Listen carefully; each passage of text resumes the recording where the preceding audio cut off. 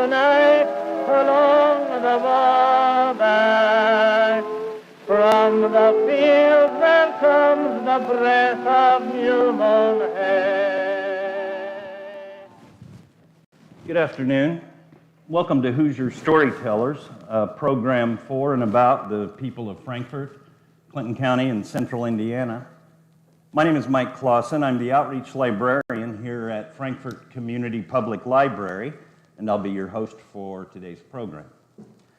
The Frankfort Hot Dog Hall of Fame was established in 2018, and since then the Hall of Fame has inducted 49 Frankfort alumni and 6 honorary hot dogs. The members of the Hall of Fame include doctors, lawyers, generals, community leaders, film actors, philanthropists, athletes, journalists, teachers. I better include nurses, and 1 rock star. This afternoon, we'll hear a little bit about the origins of the Hall of Fame with Hall of Fame Board President Don Rusk. We'll listen to what historian Kevin Schindler has to tell us about 2 pioneer astronomers from Frankfort who will be posthumously inducted into the Hall of Fame this afternoon. And we'll learn a little bit about fashion history from successful YouTube content creator and 2023 Hall of Fame inductee Nicole Rudolph. I'd like to keep this program well under an hour, but that's just to allow time for your questions afterwards, and so everybody can get out to the high school for the awards banquet. Well, it's not really a banquet, awards ceremony. I'll remind you later when it's time for questions, but when you have a question, raise your hand. I'll point you out, and Mindy Emsweiler will sprint through the aisles with the speed and dexterity of a library cheetah to bring you a microphone so that you can be heard on the podcast, okay?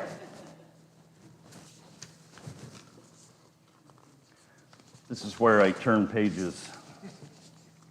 So hello, Don. Welcome, Kevin, and nice to see you again, Nicole. Don, this is the 6th annual Hall of Fame event. So where did the idea of a hot dog Hall of Fame originate? Mike, I think it would be credited to 4 or 5 individuals that Don Stock, who's our chairman, put together, probably started conversation back in 2016. And actually there was several meetings in the process of deciding what we were going to do. Initially it was going to be a sports Hall of Fame. And the more we talked and the more the conversation grew, we determined that we just had so many outstanding graduates from Frankfort that we couldn't limit it to just sports. And so by 2018, we had a board put together, and our endeavor was to recognize outstanding alumni, teachers, honoraries, posthumous individuals across the board of all different activities, as you mentioned earlier. So what is your objective in the Hall of Fame? It's twofold. One is to recognize these outstanding graduates and teachers and people that contributed to Frankfort education. And secondly, it's grown more and more important for us to let the existing students at the high school and in the system in Frankfort realize that we have a system that produces outstanding people, and they can do it too. We want them to know that nothing is beyond their reach, and we're showing them by our alumni people and graduates, anything can be established and obtained coming out of Frankfort High School. This year, the Hall of Fame, the 2nd year, sponsored a Hall of Fame alumni golf tournament. How'd that go? We've had Craig Mundell as one of our board members, and Craig is our golf chairman elite. And whether he thinks he's going to get out of that job, he's not until we carry him away. But it was a great success in 2020, 3 years ago. This is our 3rd year. No. We had 144 golfers that first year. We had 120 yesterday, and it's just a alumni celebration as well as a golf outing. Besides Nicole and the Slifer brothers, who else is being inducted into the Hall in this year's class? Well, this year we have one honorary, and that's Clarence Wortham, a retired 40-plus year teacher, wrestling coach at Frankfurt, outstanding individual in the Indiana High School Hall of Fame Wrestling Coaches Association. And then we have 3 local alumni that just had an outstanding career in Frankfurt. Fred Carter, active individual that many of you all know. Dan Scott, which is a businessman in town and active in so many activities.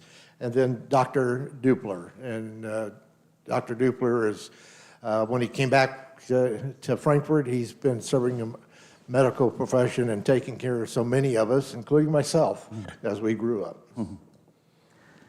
Okay, I'll come back to Don at the end of the program so everyone can find out how to nominate someone for the Hall of Fame if you know someone. So you can relax for now, Don, okay? 2 Frankfurt brothers, Vesto Melvin Slifer, FHS class of 1897. Did you know him, Don? I was just a couple years behind. Okay. And Earl Carl Slifer, the class of 1902, both became important figures in the science of astronomy while working at Lowell Observatory in Flagstaff, Arizona. In order to learn more about them, we're honored today to welcome, all the way from Lowell Observatory, Mr. Kevin Schindler. Mr. Schindler has been the historian at Lowell for 3 decades. In addition to his work as researcher and historian at Lowell, he is the writer of several books, including Pluto and Lowell Observatory, A History of Discovery at Flagstaff. Please welcome Kevin Schindler. Thank you. I assume now that you've experienced the hot dog festival that this is going to be a yearly trip? It's got to be. I love it. Well, Kevin, tell us a little bit about yourself and your work at Lowell Observatory. Well, I've been at Lowell, like you said, almost 30 years. I started in the education program, giving tours and setting up telescopes at night. And one of the things I learned early on were about these brothers, because my office was in a building called the Slifer Building, and a lot of the tour involved the work that they had done 100 years ago. And you said they were important scientists. They were revolutionary scientists. They really changed how we look at the universe and everything. And for me to be able to talk about them was great. And then through the years, because I like the history so much, I coerced the powers that be into creating this position called historian. So I get to talk about them even more. So it's a really fabulous place because Lowell has been around since 1894, and research is kind of what drives everything. Pluto was discovered there. The work that the Slifers did we'll talk about, but it's still a thriving research facility. And we've got one of the most powerful telescopes in the world for research. And there's also the outreach side. More than 100,000 visitors a year come. That was before COVID, and we're building a new visitor facility that is 40,000 square feet, 3 stories, fabulous. And to me, it's the legacy of people like the Slifers, because they built this foundation for astronomical science and communication, and we're carrying on that tradition. I think it was Newton is given the claim of first saying, if we see further, it's because we stand on the shoulders of giants. And the Slifers were truly giants. That's great. Well, we know the Slifer brothers both graduated from Frankfurt and Indiana University, and they both worked at Lowell Observatory as astronomers. I was hoping you could explain more about their importance in the field, and maybe we should start with the older brother, Vesto, better known as VM. Who was he, and how would you describe his professional journey at Lowell? Well, VM started as almost an accident because his professor at Indiana University knew the founder of Lowell Observatory, and the professor wrote to Percival Lowell, the founder, and said, remember I had that student who was graduating, you were going to hire him, and Lowell said, I don't need anybody anymore. He said, no, you're going to hire, okay, bring him on, but no guarantee. Maybe he'll be here for the season. And 60 years later, he retired. That was VM Slifer, because he showed he was a brilliant scientist. And one of the first things he had to do was learn how to use this instrument called a spectrograph, which you attach to a telescope.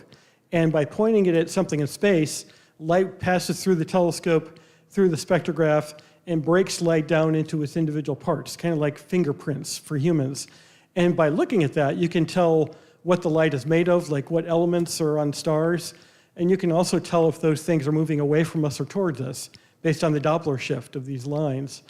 And Slifer his biggest claim to fame was looking at these fuzzy blobs in space that were believed to be young solar systems in the making. And he measured these with a technique that nobody ever thought of. Like he took pictures of them with the spectrograph, but not just like open the shutter and close it. He did it, some of them were 80 hours. So for an entire night, he would open the telescope, look through a little guide to make sure the telescope is tracking right. And all night he's looking through this. And over the course of the night, the telescope is moving. We're talking about, 7 or 8 hours at least. At the end of the night, he would close it down. The next night, open the telescope again, start looking at that object again, photograph, open the shutter, continue, looking through that little guide thing the whole time. Nobody had ever done this. Why would you? What would possess you to do this? But because of that, because of the patience that I like to think he learned being a farmer here in Frankfurt, and the patience and the dedication, this is his job, he's going to do it right. He was the first person to do this and realized that these things were moving at incredible speeds away from us, like 900 times the speed of sound. It was completely revolutionary. In fact, as I'll mention later on, he announced his initial findings at a science meeting, the leading scientist in the country in 1914, and he got a standing ovation, which is not done at science meetings. So he actually actually was the first person to discover that stars were not only moving, but moving away from us? Right. The first observational evidence of the expanding universe. And then based on his evidence and others, different scientists, Edwin Hubble years later, came up with the theory of the expanding universe. But it was Slifer's revolutionary observations that, holy cow, these things are moving really fast away from us. And it showed, when he announced this and got the standing ovation, the scientists realized, we don't know what to make of this, but we know the universe is much larger, much older than we ever thought. And it changed science and astronomy forever. It was truly revolutionary.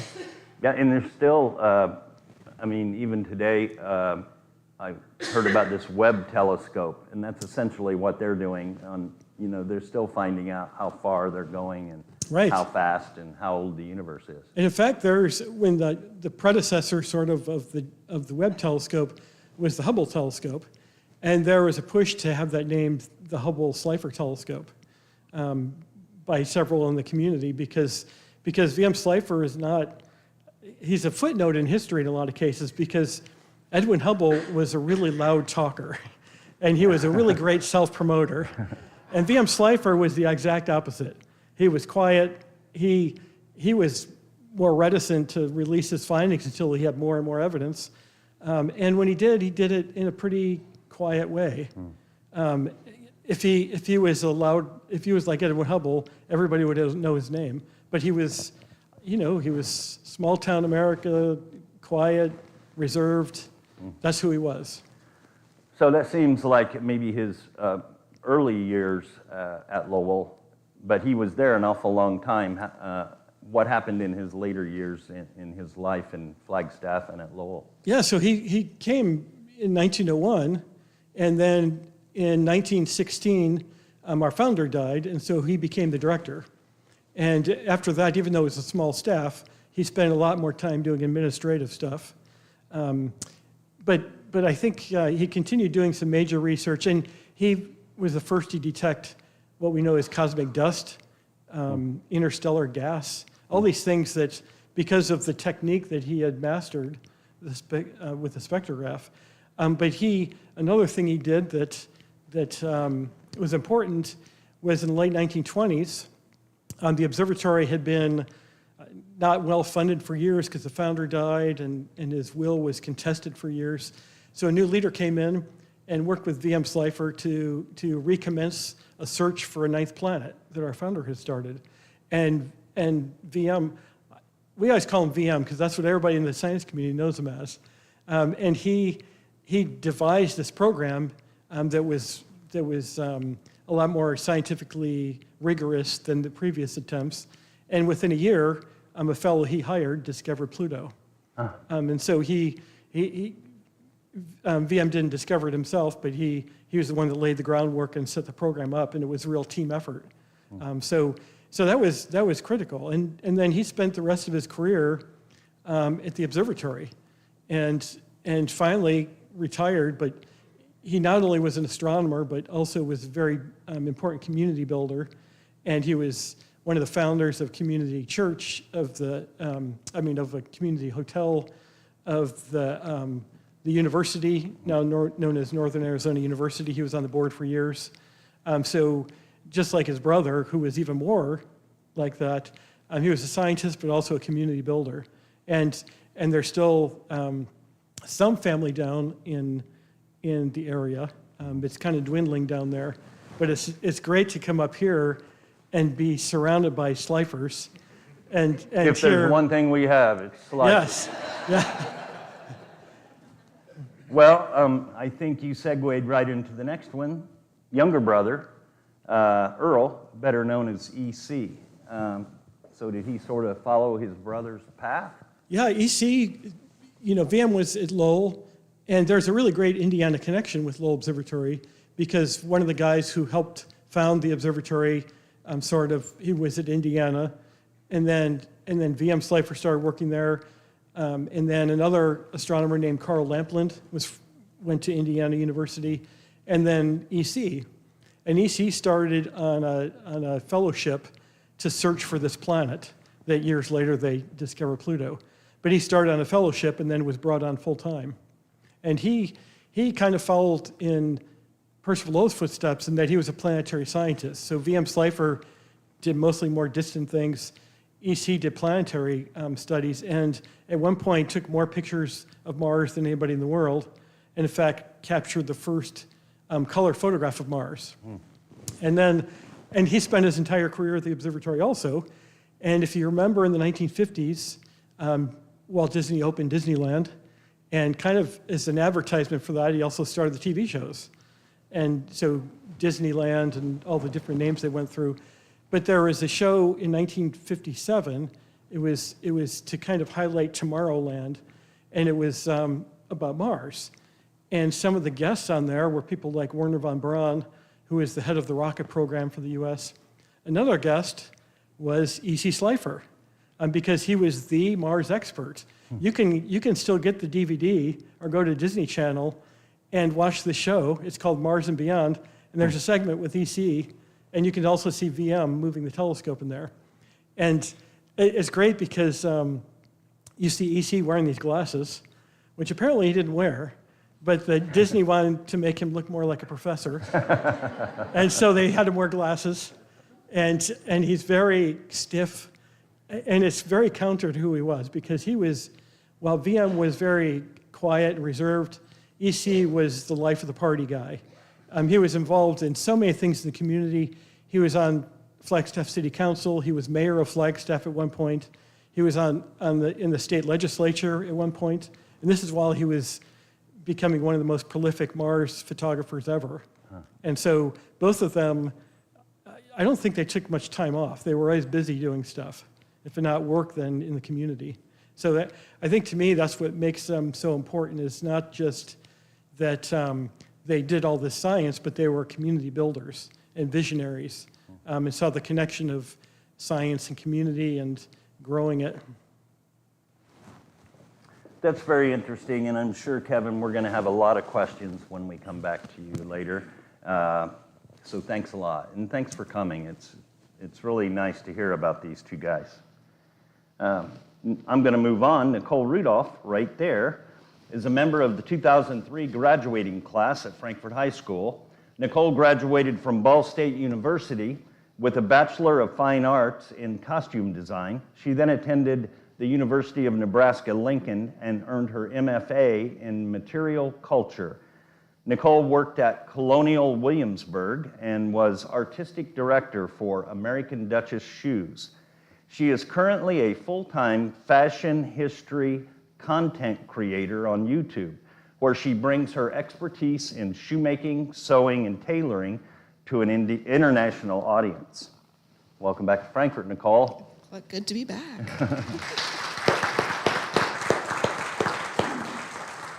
Where do you live now? Where'd you come from? I currently live in Reno, Nevada, so that was a pretty hefty hike to get here.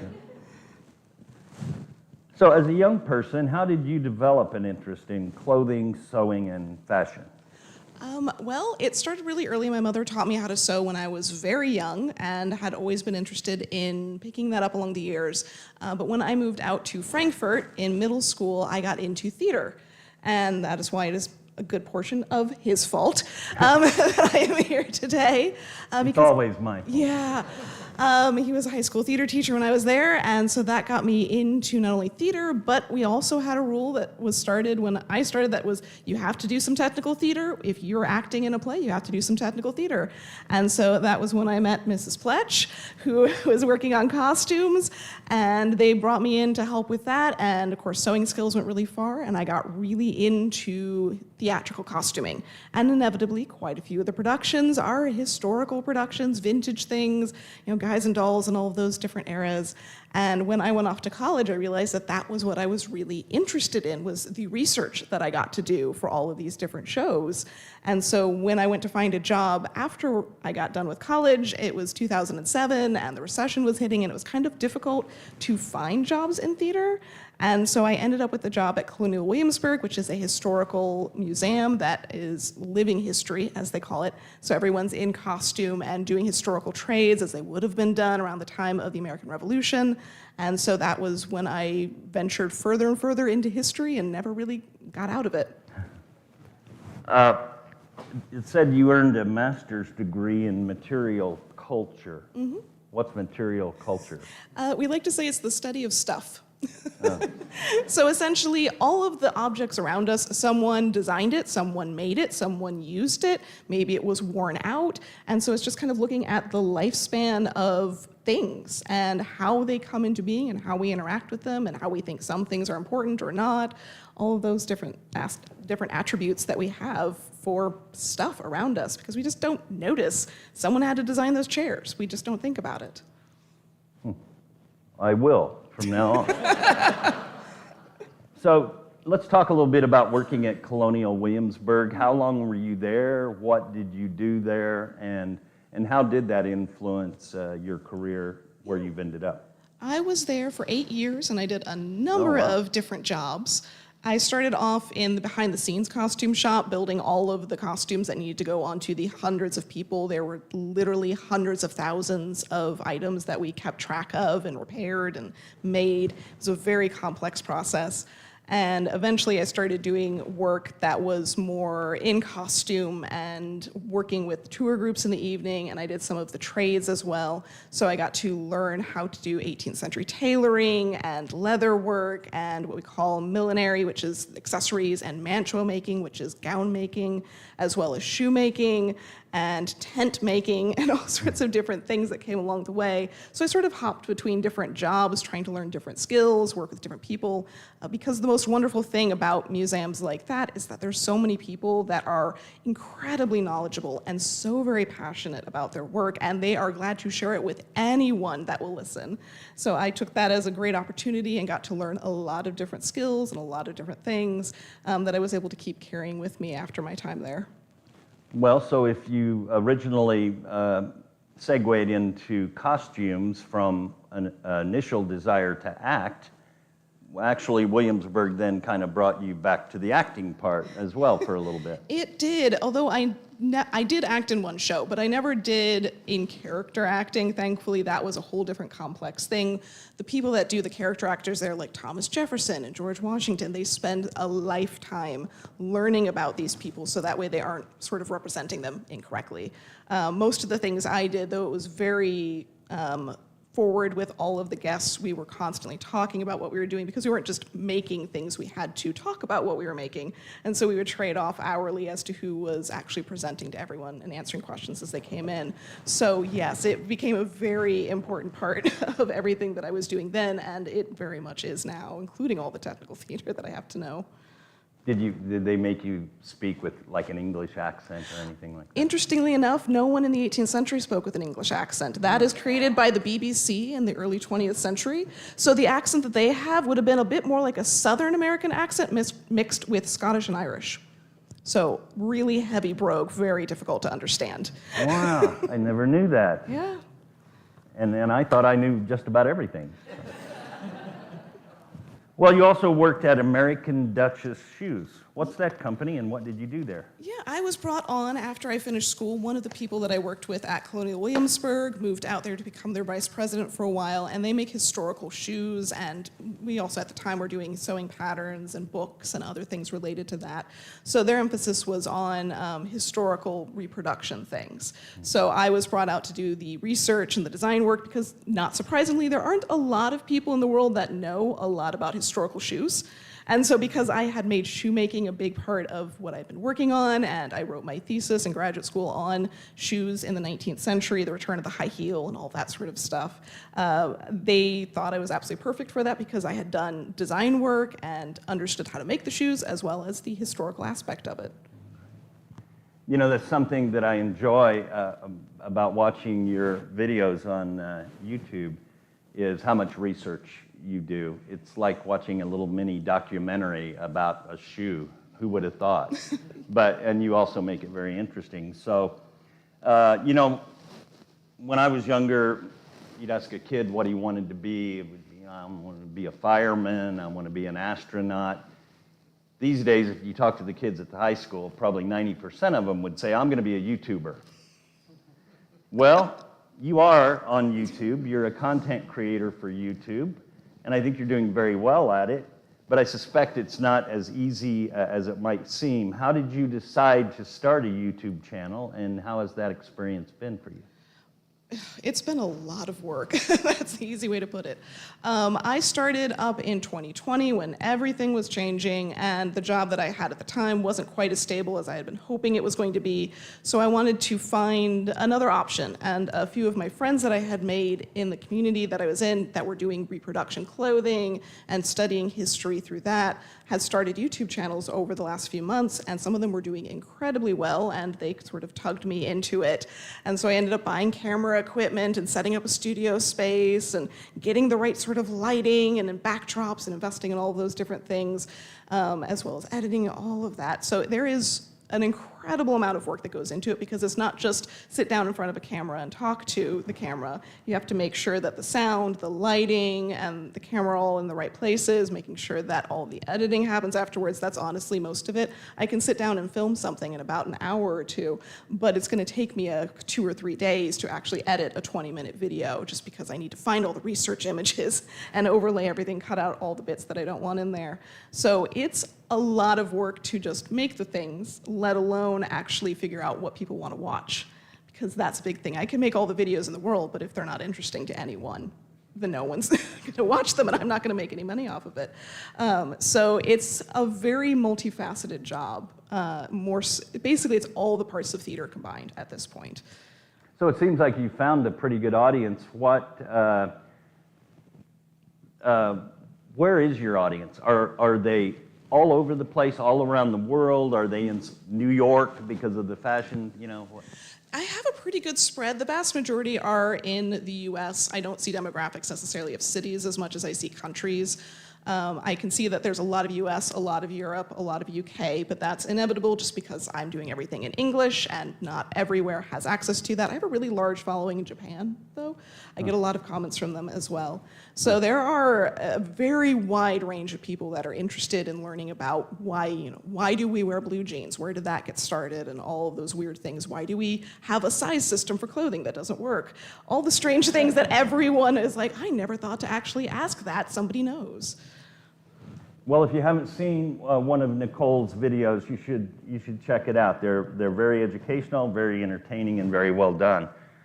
Congratulations on being inducted into the Hot Dog Hall of Fame. Thank you.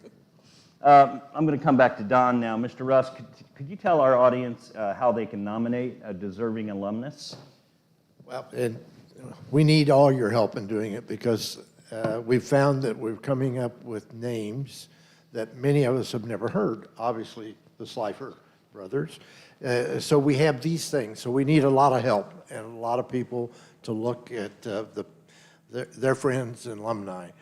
You can go to the frankforteducationfoundation.org online, and then at that point, click on Hall of Fame, Frankfurt Hall of Fame. And there would be a nomination form that can be completed, and then it would be electronically sent to Cindy Long, one of our board members, who's principal at the high school, and we store them until we go ready to set up our next class and go through that process. If any of you would like to have a form, I just happen to have some printed copies here handy, and we'd love to have you take some and get them in. Because as you've seen and as you've heard, there's some outstanding and exceptional people that our small group, our board, who is very active, but we just don't know. And we need those connections to make this continue to grow and recognize our alumni and let everybody see what's happening. When is the deadline? When should people have their nominations turned in by? You didn't ask me that question before. No. Normally, it's... I like to surprise you. Yes. It's usually, we will do this around the 1st of December, so that after the first of the year, we can start making contact with our new elected individuals. So about the 1st of November is a cutoff, gives us time to put together paperwork or do some more research, and then the board would start meeting to have that selection process. Okay, thanks, Don. Okay, at this time, I'd like to see if anyone in our audience has any questions for Don, Kevin, or Nicole. Remember, if you have a question, raise your hand, and Mindy, from way back there, in the back row, will come flying to you with a microphone, hand it to you so that we can hear it on the podcast. Are you prepared to rush, Mindy? Did you do a warm-up? Are you hydrated? Okay. So anybody have any questions? For anybody, except me. Of course, he's clear on the other side of the room. Like a cheetah, I'm telling you. Is it on? Yes, it is. Okay, very good. Question for Kevin, or a comment maybe first. I was a lucky recipient of a Kevin Schindler tour of the Lowell Observatory, so I highly recommend that. I don't know if he does that for everybody or not, but I had the right connections, I guess, and we really appreciate that. I think that was about 14 years ago. So you've been at it for quite a while. Well, I'm glad you're still talking to me after that. Here's my question to you. I'm part of the Clinton County Genealogy Society, and so we often look at dates of births and deaths. And one of the things that I noticed that V.M. Slifer died in December of 1969. So as anybody that knows anything about astronomy or space, what have you, there was an event that happened in 1969. Did he have an observation or a comment? I know he was 93 years old, so maybe he wasn't at the highest level of his thinking processes, but I'm curious about, he obviously knew that there was a goal to land on the moon. Did he really aspire to want to be alive, I guess, or to view that event? You know, that's a great question, and I've asked family members that, who, like his granddaughter and daughter-in-law who just recently passed, and none of them remember if he did or not. It's an interesting thing. Yeah, that was July 20th, 1969, when humans first stepped foot on the moon, and the first person was Neil Armstrong, who I guess 6 years earlier had been at Lowell Observatory, and E.C. Schleifer helped train him because the astronauts, to go to the moon, they were going to do geology, and they were test pilots. They didn't know anything about geology. So they came to places like Flagstaff to learn that, and then one group, it was the second group of astronauts, the next 9, that include Neil Armstrong, Jim Lovell, and others, and they went up to Lowell to learn how they were mapping. And we have a picture of E.C. Schleifer standing next to Neil Armstrong. That's just a great, it just brings goose pimples every time I think about it. So he was, you know, it's been estimated 400,000 people helped to get us to the moon. E.C. Schleifer was one of those. We have a little rule. Actually, we never had this rule until just now. We can talk about the Schleifers because they went to Indiana University. However, we're not going to talk about Neil Armstrong because nobody cares where he went. That was Purdue University, am I remembering that right? Yeah, it was Purdue. Dang it. Any other questions? Right here, Mindy. Mindy's coming. Mindy, maybe next time you could sing a little song as you hear us. I want to ask about a shoe historian. I know Indians had moccasins. They were soft sole, but I saw a movie with Abraham Lincoln.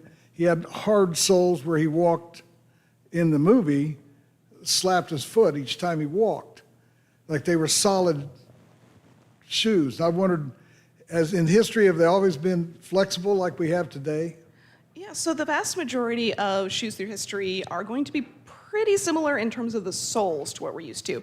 So a really hard cowhide is what we've used pretty consistently. The reason why you'll find some regional differences, the soft-soled moccasins, for example, you'll find in forested areas for the indigenous people there, but if you go to desert regions, they have hard-soled. So there's going to be a difference depending on what you need to have your footing on.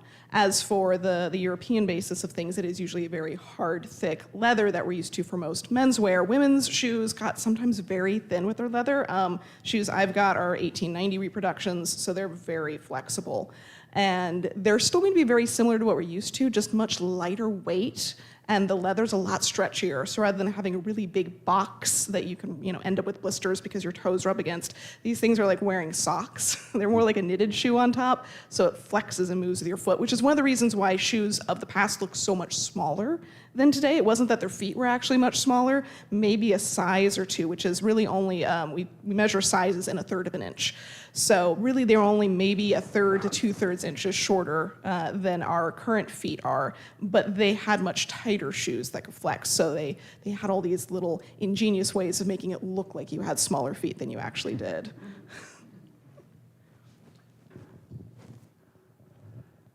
Nicole, I love Williamsburg so much. And I was out one time during the Christmas, when they do the Christmas.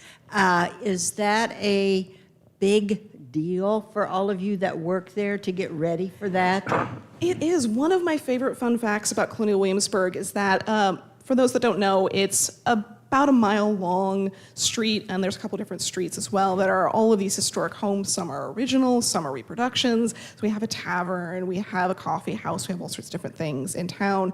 And a good portion of the original and reproduction buildings don't actually need to be open to the public all the time, so they have employees that live in them. So they're rented by the employees. And so every single one of the buildings, the trade shops, the houses, the employees' homes, they're all required to decorate. And they have to decorate their own house. house. So they actually have a big thing set up at the very beginning of December where everyone has to go and gather up all the supplies to make wreaths, and they have a big competition.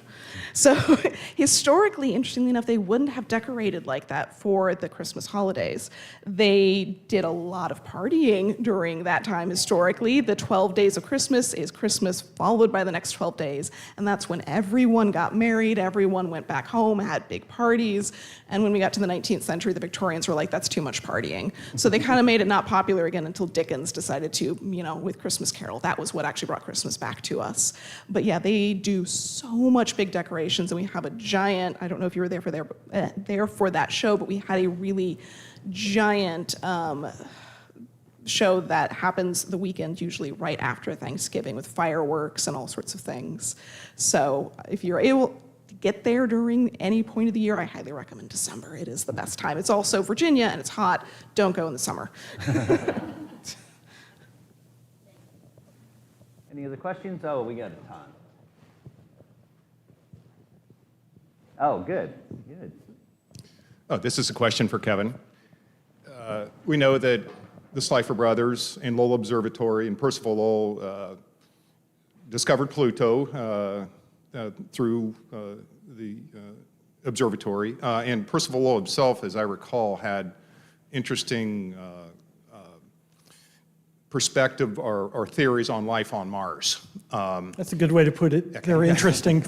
So I guess my question is, based on this background, is there actively a program at the observatory to look for the 10th planet, or maybe I should say new 9th, or life on outside of Earth? That's a good question. And I'd like to take a second to thank Clark Slifer, who asked that question, who is hosting Sherry Schaefer. Sherry's sitting right next to Clark and is my colleague at Lowell Observatory. And it's really our honor to be here and talk about the work of the Slifers. And so the observatory doesn't have an active program right now doing that, but there's a lot of related stuff. We have astronomers who are looking for planets around other stars. And in fact, depending on what your take is, if you call Pluto a planet or not, Lowell Observatory is the only place in the world that's discovered a planet both within and outside of the solar system.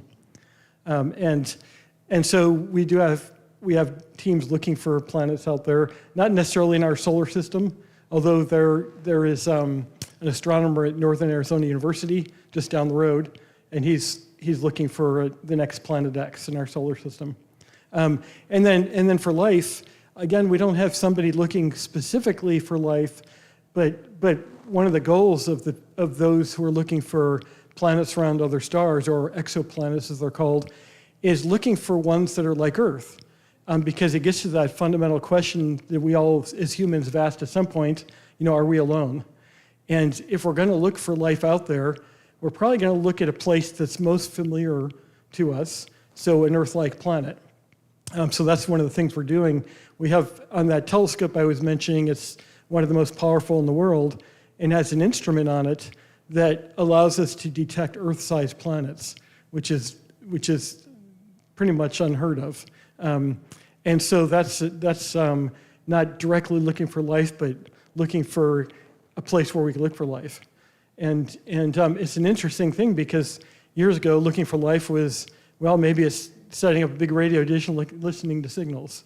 And now it's getting a lot more refined where you can look at, chemical signatures, as they're called, see if the chemistry is what we would expect of life. And so there's a lot of different ways of piecing this together.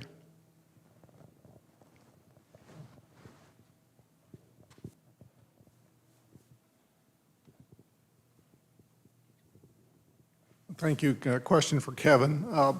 I had the opportunity to take my father, who was a nephew of the Slifer brothers, and my son and daughter there to the observatory in 2000, 2002, and perhaps you were our host. I don't recall specifically who took us around, but I wanted to reinforce a comment made earlier about folks visiting the facility. It's a beautiful facility. The location is stunning, and if you get a chance to go, you will be treated like royalty, as we were that particular weekend, to the point that, and I was curious about this as we identified ourselves and got to tour, my father actually had an opportunity to look through the same telescope that VM and EC had used at that facility. And then later we had an opportunity to sit down with Henry Gickless, if I recall.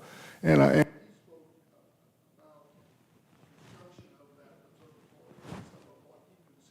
was curious, I wanted to fact check that a little bit. Not that I doubted his word, I just doubt my own recollection of the construction of that original facility and some of the mechanisms that were used. I recall specifically seeing old either buggy wheels or rubber tire mechanisms that the telescope around. Do you have any insider comment on the early days in construction of those facilities? I do have a few comments, by the way. First of all, I was wondering is there anybody in the audience that's not a niece or nephew of the Slifers? Because I know we're in Slifer City here, and it's always an honor to have family members, and really anybody in this audience. We'd love to see you at Lowell Observatory. And you're talking about if you go to Flagstaff, and you look up on the side of the hill about half a mile from downtown, there's this big birthday cake-looking building, and it's the old telescope dome. It's not the only one up there, but it's probably one of the most storied in the world because of the discoveries made with it. And yeah, both VM and EC used that telescope. And when they built it, they were in a hurry, and so they built it out of local ponderosa pine wood. And so it's mostly flat on the top, and it's covered with metal. So in the wintertime, if you have to go up there and shovel snow, I had to go up there once because the doors open up and there's ropes and pulleys and they're attached to a weight. And the weight was on top of the roof and it froze to the roof. And so we couldn't so I had to crawl up there on this ladder made of gas pipe that goes up 20 feet on the side of the dome. And then it's a skating rink up there to kick that loose. So there's a lot of personality to the dome like that. And another one is how the dome is moved, because it was built before there was electricity. And so they had to power it by hand or mechanically. And so they put in, they look like railroad wheels. They're smaller than that, but they're metal wheels. And that's what the dome sat on for years. And they would pull those around. So I think that might be what you're remembering, those wheels. At one time, they took those out and they tried floating the dome in water. They built a big trough. And we're talking about a dome that's 40 feet in diameter. So it's pretty big. They built a trough all the way around, filled it with salt water because it would freeze, so they used salt water, and then lowered the dome on top of that. And it really failed miserably. So you can still see evidence of it with water damage and stuff like that, but it's just there's so much personality to Lowell Observatory, and that dome is a great example of that. Henry Gickless was an early astronomer there. He worked with the Slifers for most of his career and grew up with one of their sons, one of Earl's sons. And so there's a really strong connection between all of them. He passed away years ago, but he was kind of a mentor for me. And that's how Lowell is. It's the kind of place where you have generations that are connected. And I feel like I know VM and EC because of Henry and because of sitting in the same dome. There's a story about VM Slifer that he was so familiar with the telescope that a visitor came in and used it and was moving the telescope, and he heard something drop. It sounded like a pin hitting the floor. And he didn't know what it was, so he went back to VM Slifer, who came up and said, so you heard a pin? Go to the fourth board to the right and look in the crack. And there was the pin. Because Slifer had used it so much, he knew that happened. And so I feel like I know the brothers because of those stories that are handed down, plus the room full of Slifers here. We have time for another question or two, there's one right back there. Thanks, Mindy. Nicole, I'm assuming that since you repair shoes, you never have to buy a pair, and all your friends bring shoes to you to get them back to normal. Yeah, they have occasionally. Interestingly enough, what I do is considered shoemaking, or sometimes the older term is cord waning. But cobbling is a completely different trade. So in, say, the 18th century, if you wanted shoes made, you go to a different person than if you wanted shoes repaired. And there's even a person in between called a translator who would take old shoes that still had some good parts and make them into a new pair of shoes. But the skills needed to repair something are considered way less, though there's still a lot that you need to know, especially in modern day, than actually making them from scratch, because you have to take measurements, you have to make up a wooden last to actually shape the shoes over, because you aren't just going off of a pattern, you actually have to have something that is physically the final shape, which has to work with your foot and the actual shape of the shoe that you want. And then you're cutting all the leather parts and patterning it and building it up and structuring it over that, stretching it. If you've ever worn a pair of boots, the amount of effort that it takes to actually get it to curve over your ankle and not be too stiff in that area is really complex. So there's special machinery just to stretch that portion of the shoe in order so that way you can actually still walk like a pair of riding boots or something like that.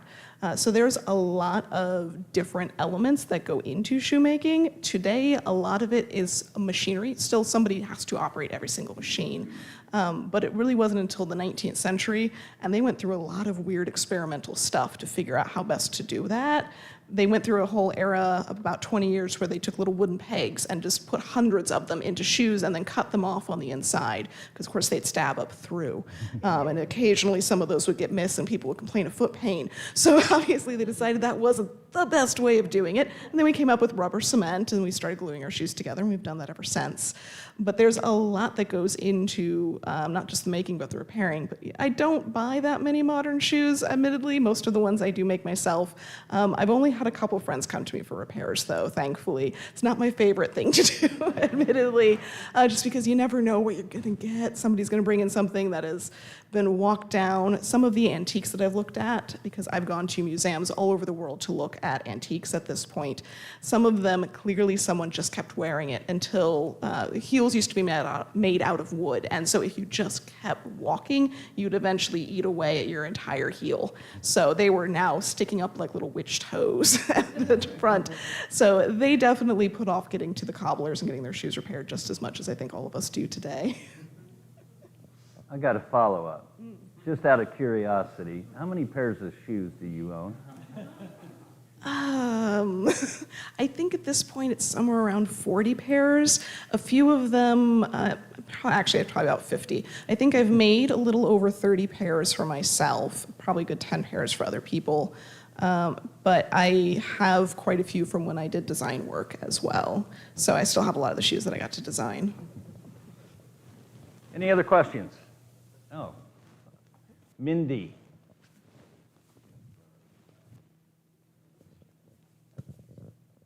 See, we could have really filled that time if Mindy would learn a song. For next time. I'm not saying this time. Yeah. Nicole, I just have a question. The shoes you have on are lovely. They remind me of Dorothy's shoes, on The Wizard of Oz. And they have such pointed toes. There's so many older shoes that look like that. How can they be comfortable? It's because they're actually fitted correctly to the foot shape that you've got. Okay. Today we have sizes and half sizes. Back then they also had 5 widths available for every single size. Okay. So if you needed a wider shoe or a narrower shoe, you could find that very easily. And that sort of faded off around the 1950s or so.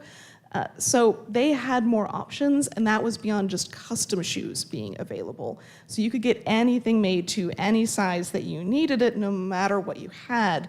And the difference is that they allow all of the space that you need at the end for the really pointed toes. So we say, if you have a rounded toe, you only need about 2/3 of an inch. If you have a pointed toe, you might need 1.5 inches or more, depending on what you're doing. So they went through a lot of adjustments, but the pointed toe is actually to make your foot look smaller because it looks really thin and narrow. So it's all about deception, and they like to do that a lot with how they manage to shape the shoes in order to make it look like you had, the most elegant feet possible for all of your dancing needs or things like that. Thank you. I think I read where there was an observatory in Mexico, and was that part of Lowell, and were the Slifer brothers involved in that? Yeah, the Lowell Observatory was founded in 1894, and they did a season of observing, and it snowed a lot. And So they decided there's going to be a close approach of Mars called an opposition in 1896, early 1897. And so the founder, Percival Lowell, decided he had ordered a new telescope that was going to be arriving. Let's just send it down to Mexico because the weather will be better and it'll also be more southerly, so Mars will be better positioned. And so they went down there in 1896 and came back in 1897, took the whole telescope dome and everything, brought it back. And that's the telescope dome and the telescope that are sitting on site today. That was a couple of years before the Slifers were around. So that was 1896, 97. VM didn't start until 1901. So a little bit before their time. Okay, I think I'm going to stop it now, and because if I do, then maybe if you have any other questions, you can come up and meet the folks sitting here before they have to run. So the Hot Dog Hall of Fame induction ceremony will take place at 4 o'clock in the cafeteria at Frankfort High School. Admission is free, so come on out and hear more about the lives and experiences of these inductees and more. Thank you to our guests, Don Rusk, Kevin Schindler, and Nicole Rudolph, and thank you to our audience for attending today.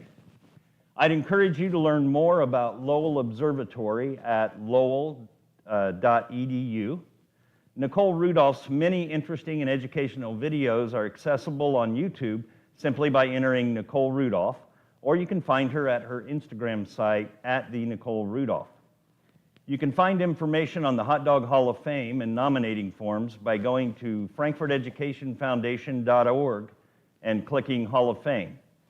And soon we'll have this program posted with our other podcasts on the library website at myfcpl.org under e-resources.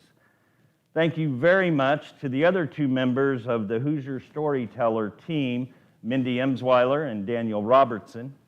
Hoosier Storytellers will return in November with a look at the holiday season with folks from Dole's Tree Farm and the Frankfort Parks Department. Hoosier Storytellers is a presentation of the Frankfort Community Public Library. On the bank of the Blue Bank,